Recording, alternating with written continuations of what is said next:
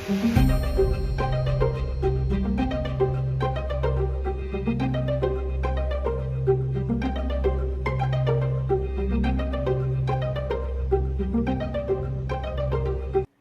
India में 70 लाख लोग काम करते हैं। काम करने से मेरी मुराद है कि वो उनकी फैमिलीज काउंट नहीं हो रही। 3 सालों में 5 सालों में इंडिया जो है वो दूसरी तीसरी या तीसरी कुव्वत के तौर पे टारगेट कर रहा है। भारत की डिफेंस एक्विजिशन काउंसिल जो है, जिसे डाक बोला जाता है, उसकी चेयरमैनशिप जो है वो जो भारत के डिफेंस मिनिस्टर, जिन्हें रक्षा मंत्री भी कहा जाता है। नमस्कार दोस्तों, जय हिंद। दोस्तों, भारत के प्रधानमंत्री मोदी जी फ्रांस पहुंच चुके हैं। भारत के प्रधानमंत्री मोदी जी को एयरपोर्ट पर खुद फ्रांस की प्रधानमंत्री रिसीव करने पहुंची। भारत के प्रधानमंत्री का दुनिया में जबरदस्त वेलकम देख करके पाकिस्तानी काफ़ी ज़्यादा परेशान है। क्या है पाकिस्तानी मीडिया का रिएक्शन। वीडियो को स्टार्ट करते, लेकिन उससे पहले यदि आप हमारे चैनल को सब्सक्राइब नहीं करें तो सब्सक्राइब करें। वीडियो पसंद आए तो लाइक करें, कमेंट करो और शेयर करें। जय हिंद, वंदे मातरम। और दुनिया उसको अगले 10 साल के नक्शे में उसकी बात को मान रही है कि this is true, we should take it serious. उसको सामने रख के मुलाकातें हो रही हैं। तो क्या यूनाइटेड स्टेट ऑफ अमेरिका ने कोई जो है वो एहसान कर दिया, या अब फ्रांस का जो दौरा शुरू हो रहा है। देखें, ये जब आपने बरतानवी इकोनॉमी को क्रॉस कर लिया, नेक्स्ट आप यूरोपियन यूनियन क्रॉस करके आगे बढ़ रहे हैं, तो इन मुल्कों के अंदर छोटे छोटे जो है वो इस तरह की चीज़ें हैं जो जुड़ी हुई हैं इंटरनेशनल इकोनॉमी के साथ। तो यूनाइटेड स्टेट ऑफ अमेरिका के हवाले से जो मोदी साहब को, या फॉर दैट मैटर जो है वो इंडिया को जो प्रोटोकॉल मिला है, वो इस तनाज़र में है कि उसमें दुनिया ये देख रही है कि इन 10 years इंडिया कहाँ खड़ा होगा, वहाँ का हम कहाँ खड़े होंगे। तो इसी में जो है वो आप रिस्पांस देख सकते हैं फ्रांस का भी, कि ज़ाहिर है फ्रांसीसी एक बड़ी फॉरवर्ड लुकिंग मॉडर्न किस्म की इकानॉमी है, लोग हैं, और उनका गोल भी 10 साल से पीछे नहीं हो सकता।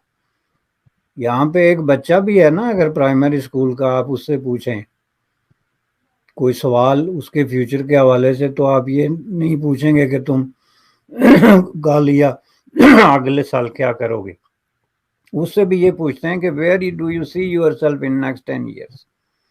एक बिजनेसमैन से भी यही सवाल पूछा जाता है। ये सिर्फ हमारा मुल्क है जिसमें वो जो अल्लाह की मर्जी होगी करेगा जी, हम कौन होते हैं कुछ करने वाले।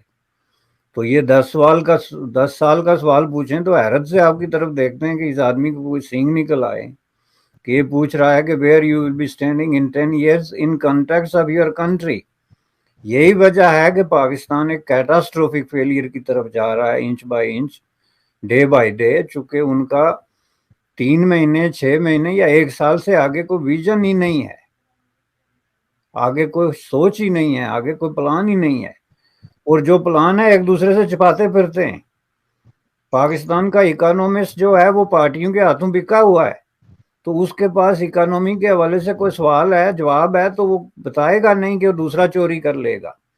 ये जो चोरी की वारदात है जो यूनिवर्सिटीज़ की सतह से शुरू होती है, थीसिस चोरी होते हैं, पीएचडी की डिग्रीज चोरी होती हैं, तो वहाँ से लेके तो आपके इकोनॉमिस्ट तक सब उनके ख्यालात तक को उनको चोरी होने का खतरा होता है कि एक कैंप का इकोनॉमिस्ट समझता है मैंने बात कर ली तो दूसरा उसको मंशूर बना के पेश कर देगा। ये बिल्कुल ऐसे ही है जैसे एक प्राइम मिनिस्टर ने कॉल दी जुमे को फ्रांस के खिलाफ प्रोटेस्ट की, तो दूसरे ने कॉल दे दी कि नहीं जी हम टेक ओवर करेंगे इसको। एक ऐसा मुल्क जो इस तरह की जालसाजी पे, और उदार सिर्फ ख्यालात का ही नहीं, सिर्फ पैसे का ही नहीं, बल्कि ख्यालात का, नजरिए का और सोच के उधार पे जिंदा है, उसने कहाँ तक जाना। तो इसलिए फ्रांसीसी पीपल जो है ना वो बड़े आगे देख रहे हैं, उनको पता है India is going in right direction. वो एक स्पेस ऑक्यूपाई करेंगे जिसमें उसके साथ हमारी किस तरह की रिलेशनशिप होगी, and this is the beginning. Okay, के बच्चे काउंट नहीं हो रहे, काम करने वाले काउंट हो रहे हैं जिनकी नौकरियां हैं। तो उनके फैमिली बच्चे लगाने तो कब आपका शायद ये 100 मिलियन तक पहुंच जाएगा आपका, कम से कम। इंडिया में आज भी आपके अमेरिकन स्टूडेंट्स आके पढ़ते हैं, अफ्रीकन स्टूडेंट्स आके पढ़ते हैं। यूट्यूब पे इतनी वीडियोस हैं, आप डालें।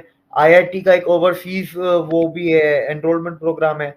जी जो है, जो इनका जी और नीट होता है कि एक मेडिकल का है और एक इंजीनियरिंग का, दोनों में से पता नहीं कौन सा किसका है।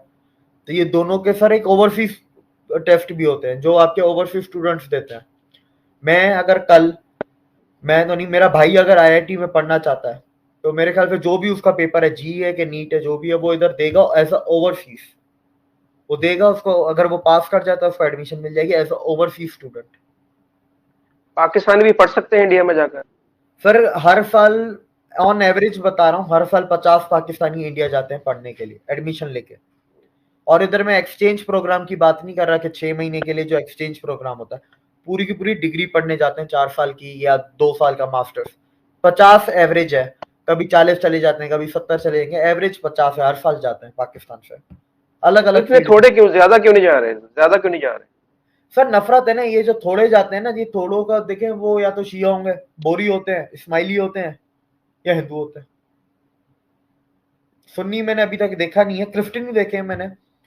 सुन्नी सर गए होंगे, लेकिन वो फिर देखे ना, वो फिर ना होने के बराबर ही हुआ ना सुन्नी, वो ओपन माइंडेड हो गया, ब्रॉड माइंडेड हो गया। उसके उसके देखिए घर वालों में पूरी नफरत पूरी पूरी दुनिया को एजुकेट कर रहा है इस वक्त इंडिया। हमें देखे, हमारा हमसाया है, हमें तो यहाँ से वाघा के बॉर्डर से जाना, हम जाकर वहां पर तालीम हासिल कर सकते हैं। बहुत ही कम हमारा खर्चा होगा। दो लोग तो देखे इतनी दूर से आ रहे हैं और कर रहे हैं। हमें तो माहौल भी हम जैसा ही है वहां पर, हर चीज। हमें तो कोई ऐसी चीज लग रही भी नहीं वहां पर कि हम किसी बेगाने देश में हैं। हमें तो अपने जैसे लोग मिलेंगे, अपने जैसा माहौल मिलेगा, सारा कुछ हमें अपने जैसा ही मिलेगा। तो हमें फिर जाना चाहिए वहां पर, जाकर तालीम हासिल करनी चाहिए। सर मैं आपको एक चीज बताऊं, मेरा एक दोस्त है कनाडा में, ठीक है, तो वो पढ़ता कनाडा में है, पर उसकी जो नौकरी है पार्ट टाइम, वो अमेरिका में। हम्म। तो उधर क्लास लेता है गाड़ी लेके, 1 घंटे में अमेरिका पहुंचता है, उधर नौकरी करता है, शाम को अमेरिका से फिर कनाडा आ जाता है। तो ये जो एजुकेशन है ना, आप इसको ऐसा इंडियन यूनियन भी देखें, अखंड भारत। श्रीलंका का बंदा इंडिया में पढ़ रहा है, कितना दूर है श्रीलंका इंडिया। अगर कोई तमिलनाडु में पढ़ रहा है, तमिलनाडु श्रीलंका के बीच में 1-1.5 घंटे की जेटी चलती है बस। राजनाथ सिंह साहब ने अप्रूव किया है कि वो तकरीबन 26 एक राफेल मेरीन एयरक्राफ्ट खरीदेंगे फ्रॉम फ्रांस। और इसी तरह कोई कहा जा रहा है कि 3 जो है सबमरीन्स जो हैं वो ली जाएंगी। अब ये एक बहुत बड़ी, और उनकी सारी बात है, जो उसके साथ साथ जो इक्विपमेंट होते हैं, वेपन सिस्टम होता है, सिमुलेटर्स होते हैं, डॉक्यूमेंटेशन, जो भी क्रू ट्रेनिंग, लॉजिस्टिक सपोर्ट, लटरम पटरम, हमारे पंजाबी में कहते हैं लटरम पटरम, सो वो इंडियन नेवी को मिलेंगे। So India is going to be the naval power. ये एक बड़ी क्लैरिटी होनी चाहिए। कुछ अर्सा पहले अगर आपको याद हो कि इंडिया ने इंडियन ओशन के not Indian ocean, I think that was somewhere in Arabian ocean as well, जहाँ पे इंडिया ने अपने 2 जहाज़ जो थे वो खड़े किए, नॉट जहाज़ बट सॉरी एयरक्राफ्ट कैरियर, और उन्होंने वो दंदनाए वहाँ पे। और हमने इसको समझने बूझने की कोशिश की तो पता चला कि वो, उन्होंने कहा नहीं नहीं असी तो बस चीनियां आस्ते करने हैं, चीनी शौके हुए ने तो ठीक करने हैं। तो चीन के लिए, जारी बात है, वो चीन के लिए तो नहीं, वो पाकिस्तान के लिए भी हैं। नॉट एवरीथिंग इज़ फॉर चीन। और वो जारी बात है। अब मोदी साहब जा रहे हैं वहाँ पे, मोदी साहब को समझ है मेरी जेब में पैसे ने, उन्होंने जाके, आप देखें ना फ्रांस है, देखें ना फ्रांस में मज़ा आया ना, फ्रांस में मज़ा आया चीफ गेस्ट बनाने दा मोदी साहब ने। चीफ गेस्ट भी लैके आए हैं, नाल 27 जहाज़ भी लै चले, नाल जनाब सबमरीना भी लै चले, नाल कुछ और टेक्नोलॉजी भी ले जाएगी। इससे पहले हम आपको पता बात कर चुके हैं। सो अब ये आप देख लें कि इससे पहले अगर आपको याद हो कि जब राफेल लेने, जब पहली कंटिजेंट राफेल का इंडिया को मिला था, तो राजनाथ सिंह साहब थे वो फ्रांस गए, पेरिस से आई थिंक, वहाँ पे जाके उन्होंने सारी वो अपना जो भी किसी चीज़ को वेलकम करने के लिए वो तकरीबात होती हैं वो की, कोई वो नारियल वगैरह तोड़ा, जो हमने अक्सर फिल्मों में भी देखा हुआ है। So obviously we have known India more from movies which is a reality. So ये सारा कुछ वो जो है करने वाले हैं। अब ये जो दूसरा 3 एक जो है स्कॉर्पियन सबमरीन्स जो हैं वो भी ख़रीद रहे हैं।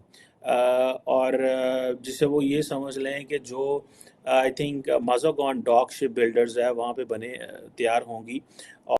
तो दोस्तों भारत के प्रधानमंत्री मोदी जी जहां भी जाते हैं वहां पर उन्हें रेड कारपेट वेलकम किया जाता है, साथ ही उनका ज़बरदस्त स्वागत किया जाता है। लेकिन पाकिस्तान के प्राइम मिनिस्टर शहबाज शरीफ जहां भी जाता है उसकी बेइज्जती हो ही जाती है।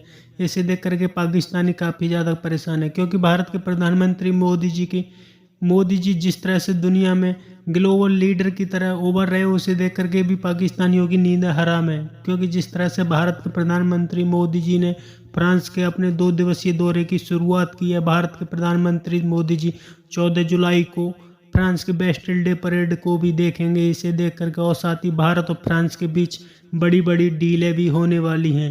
ये देख करके पाकिस्तानी काफ़ी ज़्यादा परेशान है, क्योंकि पाकिस्तानियों का कहना है कि भारत ये हथियार चाइना के लिए खरीद रहा है लेकिन कभी पाकिस्तान पर भी इस्तेमाल कर सकता है। क्योंकि भारत ने जिस तरह से मोदी जी के दौर में बड़े तादाद में हथियार खरीदे हैं उससे पाकिस्तान को खतरा काफ़ी ज़्यादा बढ़ चुका है। आपकी क्या राय है कमेंट में जरूर शेयर करें। यदि आप चैनल पर नए तो चैनल को सब्सक्राइब करें, वीडियो पसंद आए तो लाइक करें, कमेंट करें और शेयर करें। जय हिंद, वंदे मातरम।